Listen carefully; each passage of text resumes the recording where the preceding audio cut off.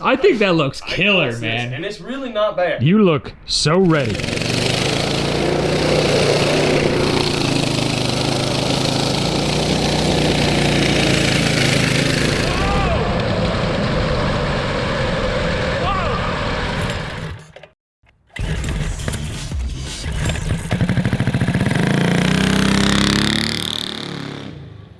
On today's episode of Cars and Cameras, we're taking our 3-engine, 3-person mini bike and just basically turning it into a 3-engine drag bike. This thing was pretty scary with all 3 of us on there. Not so much for me because I had control. Not so much for me because I had control.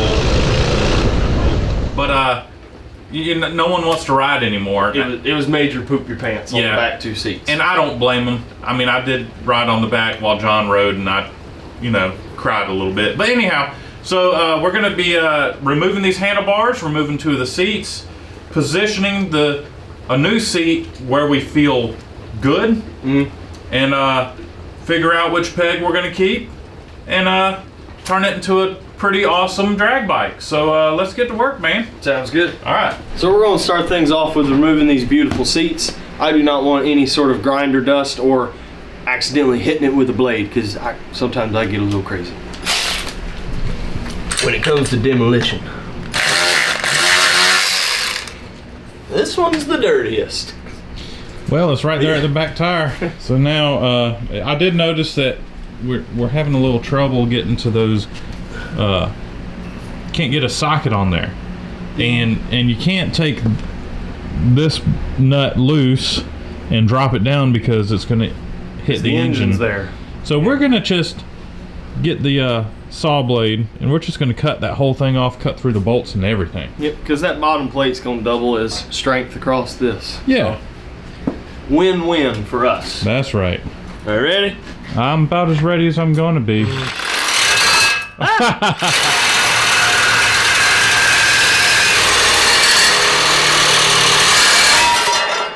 Perfect. Lovely. Nice. Thank you. Charles got the chassis cleaned up and it's looking nice, and we're gonna get ready to mount an extra long seat on this thing. But we also need to figure out some high-speed rated tires and wheels. So we have this offering here from GoPowersports.com. It's one of their popular mini bike front wheels. It's a 10-inch rim. It's actually nice and lightweight, and it's actually a good budget option too. And the nice thing is that there are a ton of tire options for this wheel size as well. So anything between kind of something grippy here to a slick, like I think this is the same as a Grom wheel size. So anything scooter, anything Grom you can get for this wheel. This is a speed rated tire right here. So we're gonna try to swap it out with this non-speed rated tire, just so we have something safe when we're going down the drag strip. Show them what we got for the rear, bud. This little guy. Yeah. So, well, this is a racing slick, but maybe one day it'll grow up and be a big racing slick.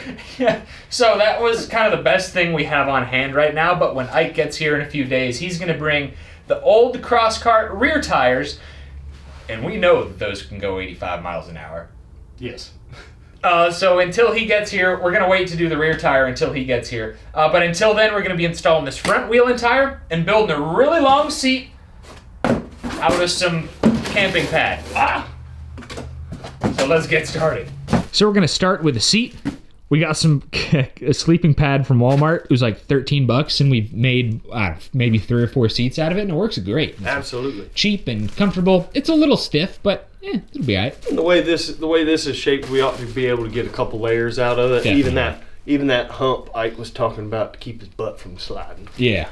Go ahead and lay down on this thing because you're close to Ike's height. So if this thing falls over, just point and laugh, okay? Okay. That's what Ike wants. I think that looks killer, man. And it's really not bad. It's comfortable. It's not like you're having. I mean, the bars fit between my legs in a decent way. So yeah, that is killer looking, man. So basically, we need a seat. Can almost. You just go, if you're resting, like waiting for staging. Wake up! Okay, go. Let me get a tape measure. It's a 3-foot long seat. Because that's the mark that you want right there to the end of that. Yep. 3 feet. Okay. So The end of Charles' butt is right there. Charles and Ike are about the same height. We figured we'd extend the seat about that much more. But when we're in the staging area, we want to be able to sit on this thing normally. Yeah, so that way the seat can go up to this last mark, and you ride it to the staging lane, and then transform it. And then you get it. You're ready to go. Exactly. So 2 for 1 special. So we got a 3-foot seat. Yes, I think that'll work. Perfect. 3 feet, 3 engines. Might as well. And so this is the rough design we're gonna go with. Ike wanted to make sure that he had a little upsweep right there for when, this is a quote, the 100-shot of NOS kicks in and it tries to push you off the back of the mini bike. His pants are gonna look like that too when that happens. A lump. So we have part of an old pallet here that was used to ship some parts here, and we think that this wood would make a perfect seat bottom. So we want something that's 4 inches wide at the front, 9 inches wide at the back, and 36 inches long. So I'm gonna go ahead and draw it out, and we can get you said a skill saw, right? Yeah. And we can get this cut out and start making a seat. It's gonna be hilarious. I need 36. Oh my God, it's a long seat. I think no wonder no one had one in stock. Oh, look at that. Voila. Let's get this thing cut. Try not to get a splinter.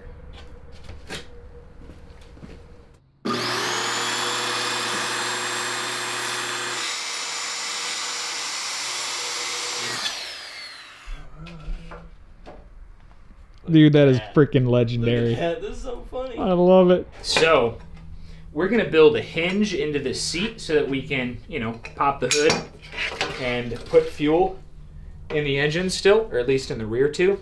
So we have an old door hinge here that we're going to put some self-tappers in the wood here and attach right here with some tack welds to the frame. And then back here, it's a little more interesting because we need to fasten it, because a hinge with a seat this long is just not going to do it. So we'll probably put some self-tappers on this angle iron like so, drill holes in it, bolt it to this piece of flat bar, and then weld this flat bar on the underside of the this cross member here. That way it's just 2 bolts and we can pop up the seat, and it should be nice and secure when it's bolted in. So we're going to start drilling, welding, and cutting. Cover.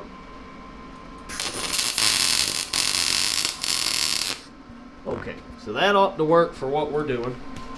And then I'll go in and weld all the way around that and then flap disc it down smooth. After we test it. After we test it, Good idea. of course. We like what we have so far. The foam is getting our hind end raised just enough off of this tubing to where it's not hitting us. Now we got to work on the stop, the butt stop. The scoop. The scoop. So we're going to cut, I think it was 5 layers, 5 or 6 more layers, and they're going to get an inch shorter in increments so we can get that raised, slope. And then right here is going to be the highest point, so that way that's the stop, so you don't slide off the seat. So, yep, we're going to make 5 more layers, each one an inch shorter than the last. Then we're going to glue it all together and shape it with flap disc. We're going to start the spraying process. Spray and pray, baby. It's not as thick as the other stuff. Yeah, we've never used this one before, so we're going to give you our review when we're finished up. We may have an issue. Oh, I can feel it getting tacky already. That definitely is a lot quicker than the other stuff. But is as good of a bond. Last little sliver. See?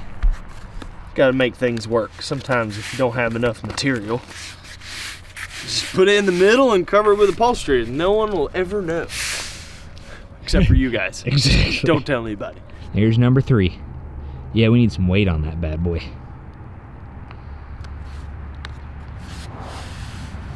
So we let our seat dry for, it's been like 2 days now. And it looks okay. We told you we'd give you our thoughts on this newer spray adhesive that we picked up. It's the Scotch Permanent Spray Adhesive Super 77. And it seems easier to use than our usual 3M high strength 90, but I don't think the results are as good. Check it out. Like, we loaded it up pretty good, and we have spots that are separating. We had to keep a lot of weight on this, like, overnight, just so it wouldn't separate. But I think it'll work for the purposes of this seat. So I'm gonna hand things off to Charles because this needs to be smoothed out. So we're basically just gonna draw a straight line and turn it into like a straight piece. We're gonna go from steps to a ramp. Exactly, steps to a ramp. Also trim that. We talked about maybe rounding the edges. I don't know. And then we're gonna be covering it with our super secret surprise seat cover. Charles did a fine job carving out the seat. Looks pretty darn good. So here's our fine Corinthian pleather from Walmart that we're gonna be using as our seat cover. So we're gonna get this cut out and installed. So here's what our seat turned out looking like. You know, it's not perfect. We do have a crease here because of this incline, and this is not particularly stretchy at all. So it was kind of like, it's similar to like gift wrapping rather than a stretchy fabric. So if you're doing your first seat, I'd highly recommend a fabric with more stretch to it than this. That being said, I think it turned out pretty darn cool. I think it looks classy. Get this self-tapper in there. That's pretty cool, man. You gotta check under the hood. That's pretty cool. That's pretty cool, man. It really is quite the hood. Yeah. So the rear piece we built earlier has been bolted into the seat. There we go. Yeah, and so we're gonna basically put the bolts in and then weld the piece to the frame that we need, so we know that the bolts line up. Oh yeah, not too bad.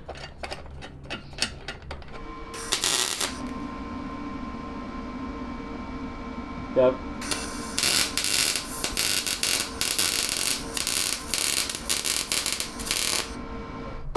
Not bad.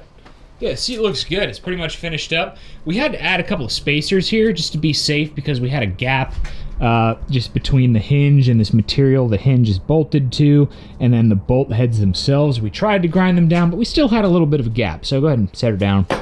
Yeah, so little gap.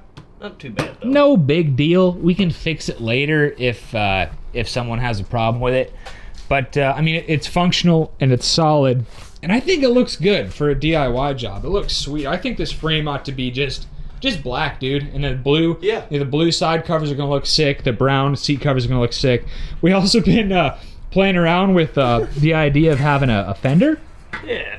But we definitely need the permanent tire that we're gonna need on this thing first. Yep. In my opinion, it looks like one of those uphill bikes. So we're still waiting on Ike to arrive with our slick tire that we're going to be taking to the drag strip at some point. But until then, I think we ought to take this thing out back and do some drag pulls and see how it feels with the laid out position, because we haven't actually ridden it like this. Mm-hmm. And then we can do a quick drag pull against something we know is decently quick. Like Charles's four-wheeler is a good, I think a good baseline. Yeah, a 400cc four-wheeler, 50 mile an hour top speed. If we can beat it with a 3-engine bone stock mini bike, I think we're in good shape. You look so ready. Do you feel ready? I feel ready.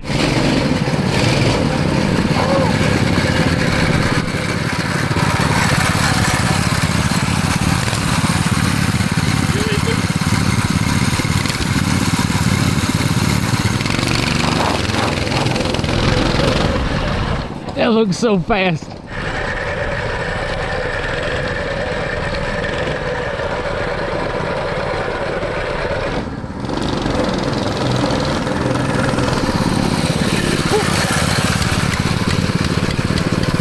Why do we gotta smoke? Oh, there you go. The choke was on.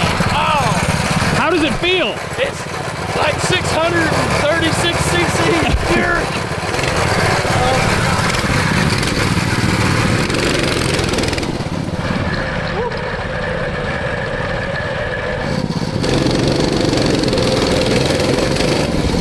Yeah, it's fast.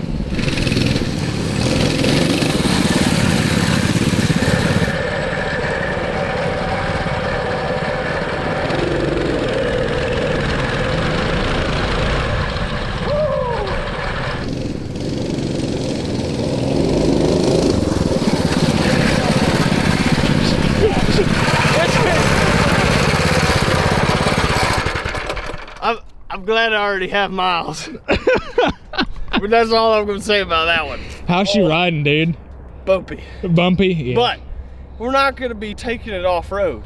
The frame is not designed to be laying down Superman style going over the bumps. Oh, Not. might have to stand up for a while. Yeah. Well, it looks really cool for what that's worth. I got the seat muddy, I'm sorry. Dude, it's all right. I fell trying to. I hope it's mud, I promise. It's not, what a wild hog. Yeah. You wanna give it a go? Yeah, I'll give it a go. This is pretty intimidating, man. This is the biggest bike I rode a BMW 1000 for like 30 seconds. I rode the Honda 919 for like 30 seconds. This is the biggest motorbike I'll ever spend like significant time on. Look at me real quick. You look like the Intimidator right now.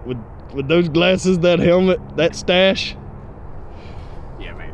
We kept running into an issue where one or more of our throttle cables would stop working, so in these clips we likely only have 2 out of 3 engines pulling. The good news is that the bike handles surprisingly well. The bumps are terrible, don't get me wrong, but it shouldn't matter at the drag strip, because this bike feels great at speed.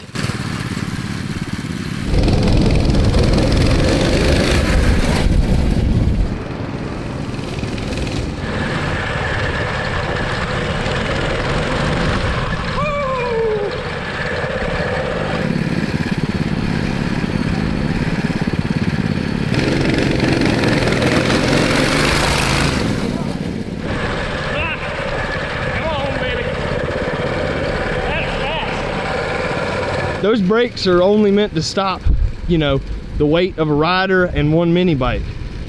So we have quickly glazed those pads with the amount of weight.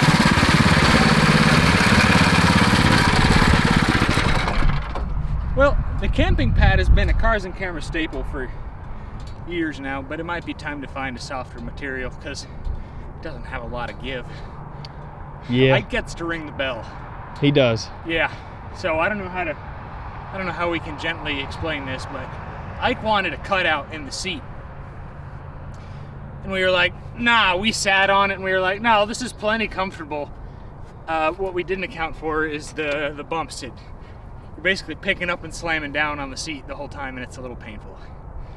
But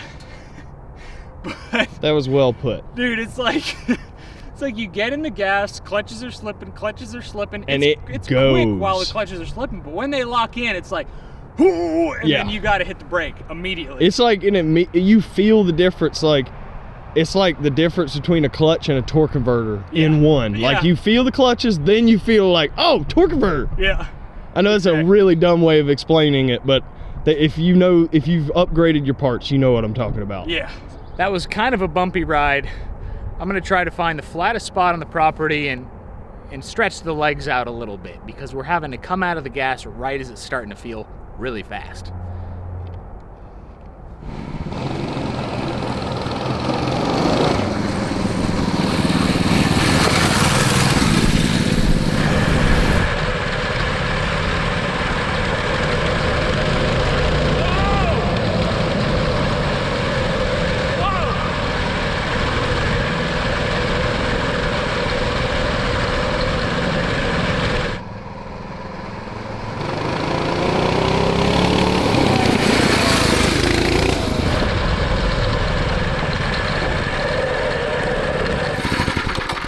This is an absolute riot, dude. We don't have a front fender on it, so I'm just getting sandblasted as I'm driving. Oh boy. But it's like just cruising, like 20% throttle feels like about wide open on a 212, on a regular 212.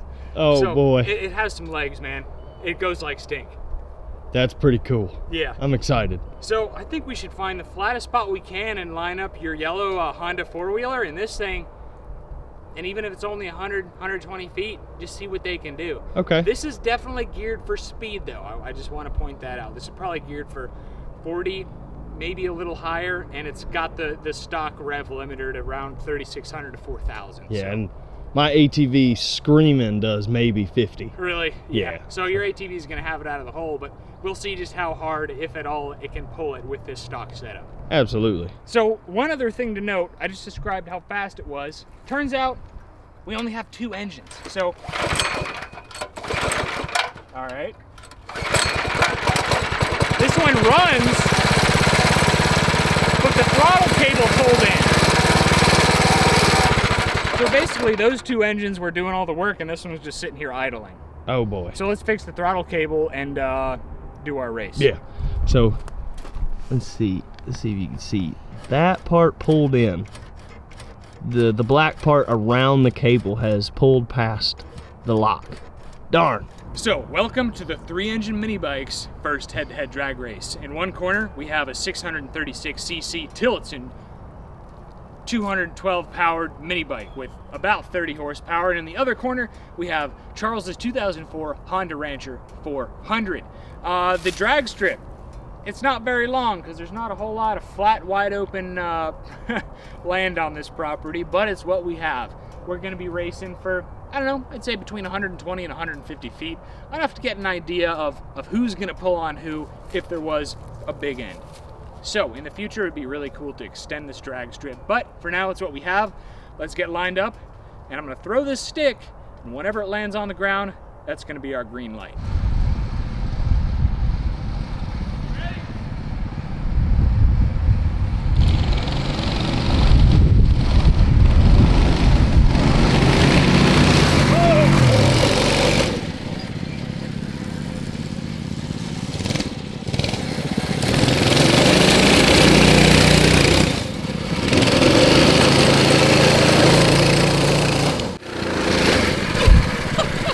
I'm getting rained on.